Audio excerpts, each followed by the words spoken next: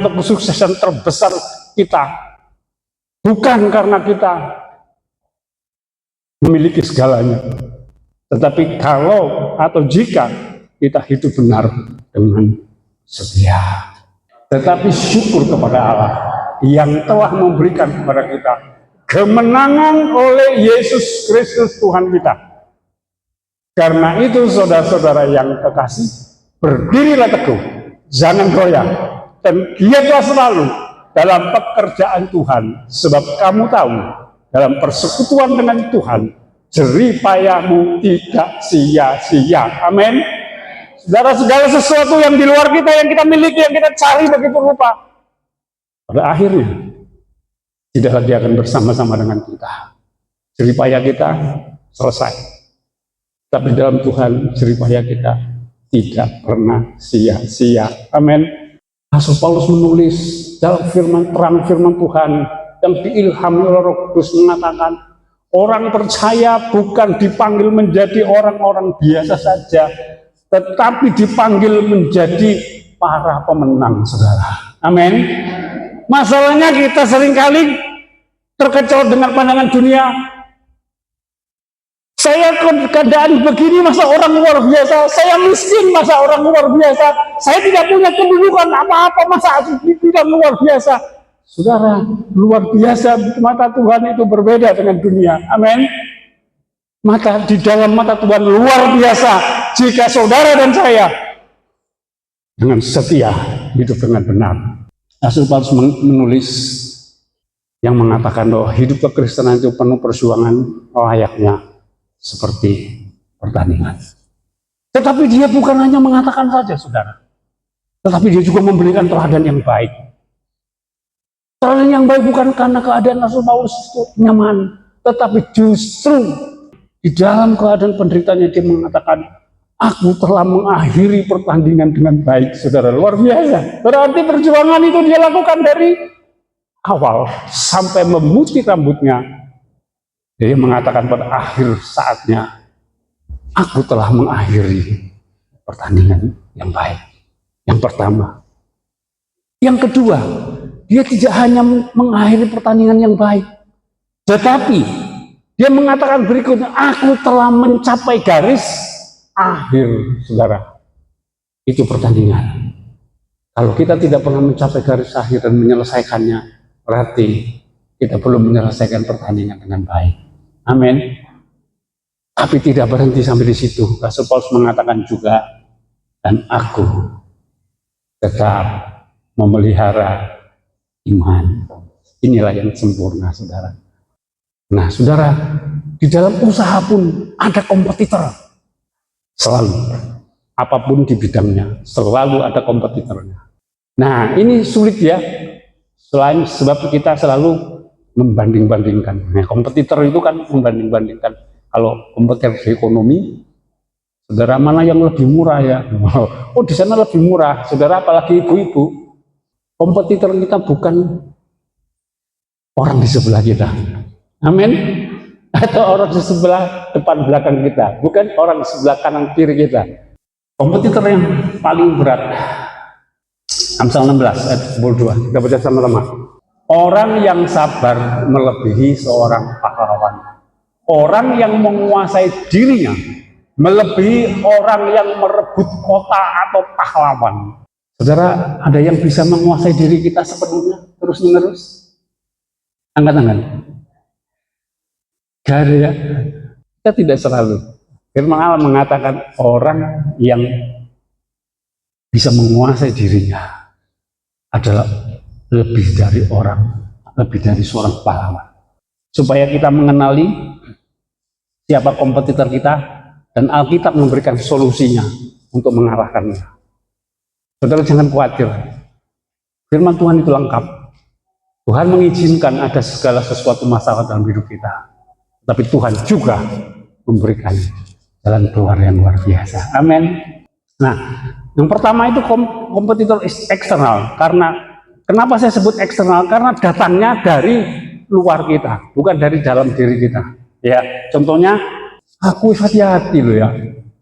Motor buri nabrak aku, loh, saudara ya. Aku sudah memelihara kesehatan. Cekoro. Itu di luar kendali kita.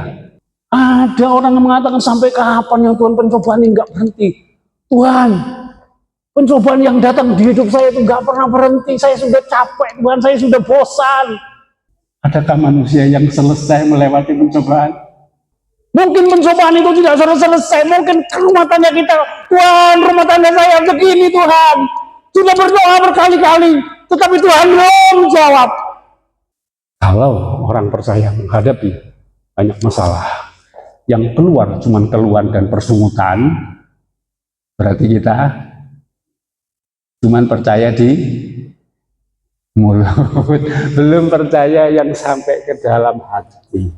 Rasul Paulus mengatakan, terima kasih Tuhan, aku bersyukur walaupun kau tidak mencabut duri dalam dagingku, ternyata kuasamu mengalir sempurna di dalam hidup saya. Justru kita di dalam kondisi yang ada duri dalam daging, kok malah bisa bersuka cita dan damai sejahtera. Saya kasih tahu, apakah saudara kalau berkorban itu anak-anak saudara-saudara, ibu-ibu dan ayah-ayah ini menderita? Enggak. Rasul Paulus rela menderita bagi Tuhannya. Di situ ia menemukan sukacita yang luar biasa. Demikian juga Tuhan. Tuhan Yesus itu rela menderita untuk menyelamatkan kita. Dan dia tidak pernah mundur sejengkal pun. Ketika Allah menjadi manusia di dalam Yesus Kristus, dia punya satu misi untuk menyelamatkan saudara dan saya. Biarlah kita tetap bersuka cita di dalam kondisi yang tidak baik sekalipun. Yang kedua sekarang, apa kompetitor kita itu yang tadi eksternal, yang sekarang adalah internal, yang membuat manusia jadi buas, hawa nafsu kita. Mari kita baca Roma 8 ayat 13. Kita baca sama-sama. Sebab jika kamu hidup menurut daging, kamu akan mati. Tetapi jika oleh roh kamu mematikan perbuatan-perbuatan tubuhmu, kamu akan hidup. Kalau kita menuruti nafsu duniawi kita, semuanya akan hancur. Itu sebabnya saudara, menguasai diri itu jauh lebih bagus. Mematikan perbuatan-perbuatan tubuhmu, kamu akan hidup. Mematikan keinginan nafsu keduniawian kita, itu kita akan hidup. Kita belajar apa itu perbuatan daging. Apa itu perbuatan daging? Kita belajar, kita buka dalam Galatia 5 ayat 19 sampai 21. Perbuatan daging telah nyata, yaitu pencabulan, kecemaran, hawa nafsu, penyembahan berhala, sihir, perseteruan, perselisihan, iri hati, amarah, kepentingan diri sendiri, percederaan, roh pemecah, kedengkian, kemabukan, pesta pora, dan sebagainya. Terhadap semuanya itu kuperingatkan kamu, seperti yang telah kubuat dahulu, bahwa barang siapa melakukan hal-hal yang demikian, ia tidak akan mendapat bagian dalam kerajaan Allah. Tuh, saudara, firman Allah jelas tegas mengatakannya. Kalau kita hidup dengan roh, maka roh itu menolong kita mematikan perbuatan daging kita, perbuatan tubuh kita yang lama. Kadangkala duri dalam daging itu mendorong karunia Allah, kasih karunia Allah itu membuat kita menjadi lembut tadinya. Saudara, jika saudara mau masuk rumah, berarti ada kuncinya ya. Kalau saudara tidak masuk rumah tanpa kunci, gak bisa melewati pintu, gak bisa masuk. Dan ketika kita juga mau masuk dalam kerajaan Allah, berkat-berkat, menerima berkat-berkat Allah yang berkelimpahan, kita juga harus tahu caranya. Rasul Paulus tidak pernah mengeluh, justru dia mengatakan apa? Di dalam keadaan terjepit, dia tidak pernah mengatakan Allah itu meninggalkannya. Jadi dimanapun kita, nggak ada yang melihat kita, nggak ada yang tahu, tetapi kita tetap menjadi orang yang benar dan jujur. Amin. Gak perlu diawasi. Nah, ini tujuannya. Tujuan Tuhan Yesus menyelamatkan kita itu bukan cuma masuk surga saja, saudara. Kalau masalah masuk surga itu nanti kapan? Kapan saudara masuk surga? Sekarang? harus mati dulu kan. Nah, tapi nggak harus di kereta api kan. Nah, kalau masalah masuk surga itu nanti, itu pasti saudara nggak perlu dikatakan lagi. Tetapi tujuannya Tuhan Yesus menginginkan hidup kita memiliki hidup berkemenangan untuk hidup benar dengan setia selama kita di bumi. Amin. Itu tujuannya Yesus mau disalibkan untuk menebus kita dengan susah payah. Dia ingin saudara kita memiliki hidup berkemenangan untuk hidup benar dengan setia selama kita masih di bumi. Dengan demikian nama Allah itu dipermuliakan. Tuhan pasti memberkati kita.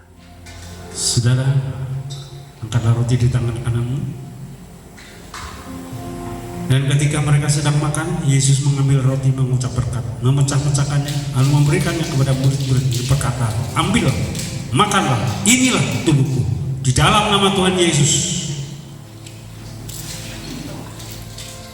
Sesudah itu ia mengambil cawan, mengucap syukur, lalu memberikannya kepada mereka dan berkata, minumlah kamu semua dari cawan ini, sebab inilah darahku, darah perjanjian yang ditumpahkan bagi banyak orang untuk pengampunan dosa.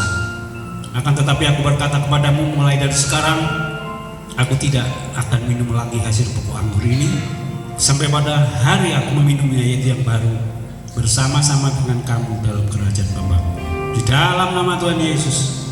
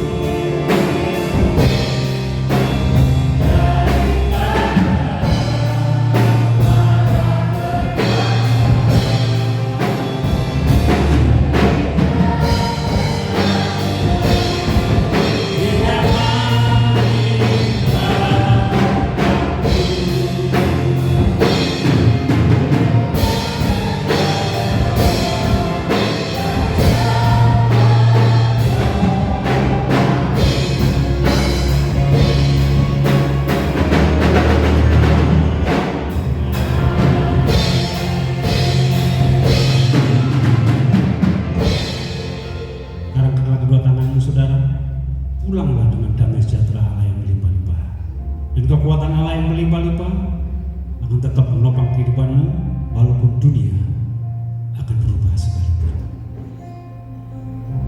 Dan berkat-berkat jasmani yang melimpah-limpah akan memelihara saudara dan saya mulai hari ini sampai maranatha. Semua yang kami terima dalam persekutuan dengan Allah Bapa dan Putranya yang tunggal, Yesus Kristus Tuhan kita, dan Roh Kudus menjamin saudara dan saya akan menikmati setiap janji-janji Allah.